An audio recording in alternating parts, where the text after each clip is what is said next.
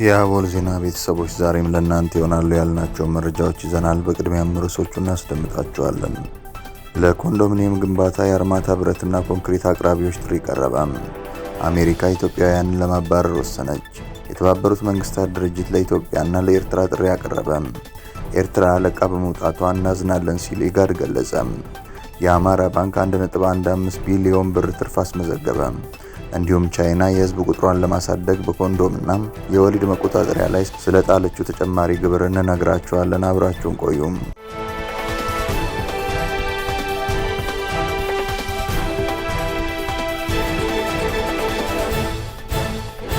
ሰላም ጤና ይስጥልን። ይህ አቦል ዜና ነው። ክቡራን አድማጭ ተመልካቾቻችን ሰላማችሁ ይብዛ፣ ጤና፣ ፍቅር፣ ደስታ በእያንዳንዳችሁ ጎጆ ይግባ። ትኩሱን እፍታውን ለእናንተ ለተከበራችሁት ይዘን መጥተናል። ቻናላችንን ላይክ፣ ሼር እና ሰብስክራይብ በማድረግ አጣጥሙልን፣ ለወዳጅ ዘመድም አጋሩልን። እናመሰግናለን። አሜሪካ ኢትዮጵያውያንን ለማባረር ወሰነች። አሜሪካ ለኢትዮጵያውያን ዜጎች ሰጥታ የነበረውን የጊዜያዊ ከለላ መብት አንስታለች። የአሜሪካ የሀገር ውስጥ ደህንነት ቢሮ ኃላፊ ክሪስቲ ኖኤም ለኢትዮጵያ ተሰጥቶ የነበረው የጊዜያዊ ከለላ መብት መነሳቱን አስታውቀዋል። አሜሪካ በጦርነት በተፈጥሮ አደጋ ወይም በሌሎች ምክንያቶች ወደ ሀገራቸው መመለስ ለማይችሉ ዜጎች ጊዜያዊ ከለላ ቴምፖራሪ ፕሮቴክትድ ስታተስ ትሰጥ የነበረ ሲሆን ኢትዮጵያም ይኸው መብት ነበራት። አሜሪካ ከ1990ዎቹ ጀምሮ በሀገሯ የሚኖሩ የሌሎች ሀገራት ዜጎች ጦርነትን ጨምሮ በአንዳንድ ምክንያቶች ወደ መጡበት ሀገር መመለስ ለማይችሉ ሰዎች ይህንን ከለላ መስጠት ጀምራ ነበር። ይህ ከለላ የሚሰጣቸው ዜጎችም የሀገራቸው ሁኔታ እስኪሻሻል በአሜሪካ የመኖርና የመስራት መብት ሲሰጣቸው ከአሜሪካ ከመባረር ይጠበቁ ነበር። አሜሪካ በኢትዮጵያ ያለው ሁኔታ ወደ ኢትዮጵያ የሚመለሱ ግለሰቦች ደህንነት ላይ ስጋት አይፈጥርም ያለች ሲሆን በዚህም የተነሳ ይኸው ከለላ መነሳቱን አስታውቃለች። አሜሪካ ሌሎች በአሜሪካ ለመቆየት ህጋዊ መሰረት ካላቸው ኢትዮጵያውያን ውጭ የኢትዮጵያ ዜጎች በ60 ቀናት ከሀገሯ እንዲወጡ አሳስባለች። ቀድመው ከአሜሪካ ለሚወጡ የትኬት ወጪያቸው እንደሚሸፈን $1000 ጉርሻ እንደሚሰጥና ለወደፊቱ ህጋዊ የኢሚግሬሽን እድል እንደሚኖራቸው ገልጻለች። ከፈረንጆቹ የካቲት 13 በኋላ ከለላው እንደሚያበቃ ገልጻ ያለ ከለላው በአሜሪካ የሚኖር ኢትዮጵያዊ ዜጋ እንደምታስርና ከሀገሯ እንደምታባረር አስጠንቅቃለች። አሜሪካ ከሳምንታት በፊት ተመሳሳይ ከለላ የነበራቸውን የደቡብ ሱዳን ዜጎችን መብት አንስታለች። ለኮንዶሚኒየም ግንባታ የአርማታ ብረትና ኮንክሪት አቅራቢዎች ጥሪ ቀረበ። የአዲስ አበባ ከተማ የመኖሪያ ቤት ችግርን ለመቅረፍ ይፋ ላደረገው ግዙፍ የጋራ መኖሪያ ቤቶች ፕሮጀክት ለግንባታ ግብዓት የሚውሉ የአርማታ ብረትና የሬዲሚክስ ኮንክሪት አቅራቢዎች የጥሪ ማስታወቂያ አወጣም።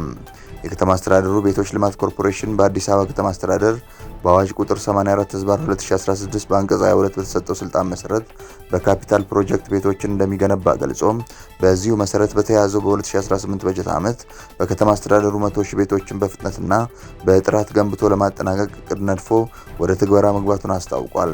ስለሆነም ለ100,000 ቤቶች በቂ የሆነ የግንባታ ግብዓት አቅርቦት እንዲኖር ከብረትና አጠቃላይ ኮንክሪት ስራ ግብዓት አቅራቢዎች ጋር መወያየት የሚፈልግ በመሆኑ በስራው ላይ የተሰማራቸው አቅራቢ ድርጅቶች በሙሉ ግሪክ ክለብ አጠገብ በሚገኘው የቤቶች ልማትና አስተዳደር ቢሮው የቤቶች ልማት ኮርፖሬሽን ዋናው መስሪያ ቤት እሁድ ቀን 5/4 ወር 2018 ዓ.ም ጠዋት 2 ሰዓት ተኩል ላይ እንድትገኙ ጥሪ አስተላልፏል። ይህ ጥሪ ከተማ አስተዳደሩ ይፋ ያደረገው የ100,000 ቤቶች ፕሮጀክት በፍጥነት ለመተግበር ቁርጠኛ መሆኑን ያመለክታል። የተባበሩት መንግስታት ድርጅት ለኢትዮጵያና ለኤርትራ ጥሪ አቀረበ። የተባበሩት መንግስታት ድርጅት ዋና ጸሐፊ አንቶኒዮ ጉተሬስ ኢትዮጵያና ኤርትራ ለአልጀርስ ስምምነት ያላቸውን ቁርጠኝነት ዳግም እንዲያረጋግጡ ጥሪ አቅርበዋል። የተባበሩት መንግስታት ድርጅት ዋና ጸሐፊ አንቶኒዮ ጉተሬስ የአልጀርስ የሰላም ስምምነት 25ኛ ዓመት ክብረ በዓሉ በተከናወነበት ወቅት ኢትዮጵያና ኤርትራ ለስምምነቱ ያላቸውን ቁርጠኝነት ዳግም እንዲያረጋግጡ ጥሪ አቅርበዋል። ዋና ጸሐፊው በቃል አቀባያቸው ስቴፋን ዱጃሪክ በኩል የሰጡት መግለጫ በሁለቱ ሀገራት መካከል ያለው ውጥረት እንደገና ባየለበት ወቅት ነው። ታህሳስ 3 ቀን 1993 ዓ.ም የተፈረመው የአልጀርስ ስምምነት በኢትዮጵያና በኤርትራ መካከል የነበረውን ደም አፋሳሽ ጦርነት በይፋ ያስቆመ ሲሆን የድንበር ማካለል ዘዴዎችን ከመዘርጋት በተጨማሪ የሁለቱንም ሀገራት ሉዓላዊነትና የግዛት አንድነት አረጋግጧል። ዋና ጸሐፊው ስምምነቱን ለሩብ ምዕተ ዓመት ያህል ሰላማዊ ግንኙነት መሰረት ያደረገ ወሳኝ ማዕቀፍ በማለት ገልጸውታል። ጉተሬዝ በተጨማሪም ከ7 ዓመታት በፊት የሁለቱ ሀገራት መሪዎች በጋራ መግለጫ አማካኝነት ለሰላም የገቡትን ቁርጠኝነት ያደሱበትን ሁኔታ አስታውሰው ይህም የውይይትና የትብብርን ዋጋ የሚያሳይ ማረጋገጫ ነው ብለዋል።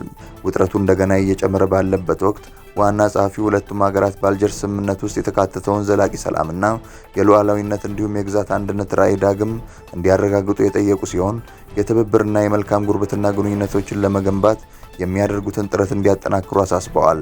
በተጨማሪም ኢትዮጵያና ኤርትራ ለሁሉም በሚጠቅም መልኩ የልማት ትብብርን ለመከተል ከቀጠናዊና ዓለም አቀፋዊ አጋሮች ጋር መስራታቸውን እንዲቀጥሉ አበረታተዋል። ኤርትራ ለቃ በመውጣቷ እናዝናለን ሲል ኢጋድ ገለጸ። የምስራቅ አፍሪካ የልማት በይነ መንግስታት ወይም ኢጋድ የኤርትራን መልቀቅ አስመልክቶ በሰጠው መልስ ውሳኔው አሳዛኝና ወቅቱን ያልጠበቀ ነው ብሏል። ኢጋድ ይህንን መልስ የሰጠው የአስመራ መንግስት ከአባልነት ራሱን ማግለሉን የሚገልጽ ደብዳቤ የደረሰው መሆኑን ተከትሎ ነው። ኢጋድ በምላሹ ኤርትራ ከዚህ ውሳኔ ላይ የደረሰችው ለዓመታት ያህል ምንም ተሳትፎ ሳታደርግ ከቆየች በኋላ እንደሆነም አስታውቋል። ኤርትራ ከኢጋድ ራሷን አግልላ ለሁለት አስርት ዓመታት ያህል የቆየች መሆኗን ያወሳው ድርጅቱ ይሁንና በጁን ወር 2023 ተመልሳ ወደ አባልነት መቀላቀሏን አስረድቷል። በ14ኛው የኢጋድ መሪዎች ስብሰባ ወቅት ኤርትራ ተመልሳ አባል ለመሆን በምትጠይቅበት ወቅት ያለ ድምጽ ልዩነት በደስታ አቀባበል ተደርጎላት እንደነበርም ገልጿል። ኢጋድ መግለጫውን በመቀጠል ኤርትራ በ2023 ተመልሳ አባል ብትሆንም በየትኛውም የድርጅቱ ስብሰባዎችና እንቅስቃሴዎች ላይ ተሳትፋ እንደማታውቅ ጠቅሶ ይሁንና የድርጅቱ ጽህፈት ቤት በትዕግስት የግንኙነት በሩ እንዳይዘጋ አድርጎ መቆየቱን አስረድቷል። ጨምሮም ኤርትራ በድርጅቱ ውስጥ ተጨባጭ የሚባል ሀሳብ ሳታቀርብ ወይንም በተቋሙ የፖሊሲ ማሻሻያ ላይ ተሳትፎ ሳይኖራት በድጋሚ ለመውጣት መወሰኗ እንዳሳዘነው አስታውቋል። ከኤርትራ መንግስት ጋር የሚኖረው ግንኙነት እንደሚቀጥል የገለጸው ኢጋድ ኤርትራም ይህን ውሳኔዋን መልሳ ታጤናለች የሚል ተስፋ እንዳለውም አስረድቷል። የአማራ ባንክ 1.15 ቢሊዮን ብር ትርፍ አስመዘገበ። የአማራ ባንክ በ2018 በጀት ዓመት የመጀመሪያዎቹ 5 ወራት ብቻ ከሐምሌ 1 እስከ ህዳር 30 ቀን 2018 በዋና ዋና የፋይናንስ አፈጻጸም ቁልፍ የሥራ መስኮች ላይ ጠንካራና ከፍተኛ እድገት በማስመዝገብ ከታክስ በፊት የ1.15 ቢሊዮን ብር ትርፍ ማስመዝገቡን አስታውቋል። ይህ የላቀ ትርፍ የተገኘው በ2017 በጀት ዓመት ከተመዘገበው የ910.2 ሚሊዮን ብር ኪሳራ ጋር ሲነጻጸር ከፍተኛ መሻሻል አሳይቷል ያለው ባንኩ በበጀት ዓመቱ የመጀመሪያው 5 ወራት 3.55 ቢሊዮን ብር ገቢ ማስመዝገብ እንደተቻለም ዋና ስራ አስፈጻሚው ጠቅሰዋል። ዋና ስራ አስፈጻሚው አክለውም በእነዚህ 5 ወራት ውስጥ የተመዘገበው አፈጻጸም ስትራቴጂካዊ ትኩረት በጠንካራ የሀብት ማሰባሰብ፣ በዲጂታል ትራንስፎርሜሽን እና በብድር አስተዳደር ላይ ጥንቃቄ በተሞላበት ሁኔታ ላይ አተኩሮ መስራት በመቻላቸው የመጣ ነው ብለዋል። አጠቃላይ ባንኩ የተቀማጭ ገንዘብ መጠን እስከ ህዳር 2018 ዓ.ም 35.8 ቢሊዮን ብር የደረሰ ሲሆን እድገቱ 82 በመቶ ሆኗል። ይህም በ5 ወራት ጊዜ ውስጥ የ4.29 ቢሊዮን ብር ብልጫ አሳይቷል ተብሏል። የአማራ ባንክ የ76.58 ሚሊዮን የአሜሪካን ዶላር ገቢ በመሰብሰብ የላቀ አፈጻጸም ማሳየቱን በሪፖርቱ ተገልጿል። ቻይና ኮንዶምን ጨምሮ በተለያዩ የወሊድ መከላከያዎች ላይ የተጨማሪ እሴት ታክስ መጣል ልትጀምር ነው። ቻይና ከፈረንጆቹ አዲስ ዓመት ጀምሮ የወሊድ መከላከያ መድኃኒቶችንና ምርቶችን ከታክስ ነፃ እንደማይሆኑና የ13 በመቶ የተጨማሪ እሴት ታክስ እንደሚጣልባቸው አስታውቃለች። ቻይና ከ1980 እስከ 2015 ጥንዶች አንድ ልጅ ብቻ እንዲኖራቸው ታደርግ የነበረ ሲሆን በኋላ ላይ ግን በ2015 ወደ 2 ልጆች ከዛም በ2021 ይህንኑ ቁጥር ወደ 3 ከፍ አድርጋ ነበር። የሚወለዱ ህጻናትን ቁጥር በእነዚህ ጊዜያት ለመቀነስም የወሊድ መከላከያ ከ30 ዓመታት በላይ ከታክስ ነፃ ሆኖ ነበር። በ2024 9.5 ሚሊዮን ህጻናት በቻይና ሲወለዱ በ2019 ከተወለዱት 14.7 ሚሊዮን ህጻናት 1/3ኛው ብቻ እንደማለት ነበር። የሞት ቁጥር ከሚወለዱት የበለጠባት ቻይና ብዙ ህዝብ የሚኖርባት የሚለውን ስያሜም በ2023 በህንድ ተነጥቃለች።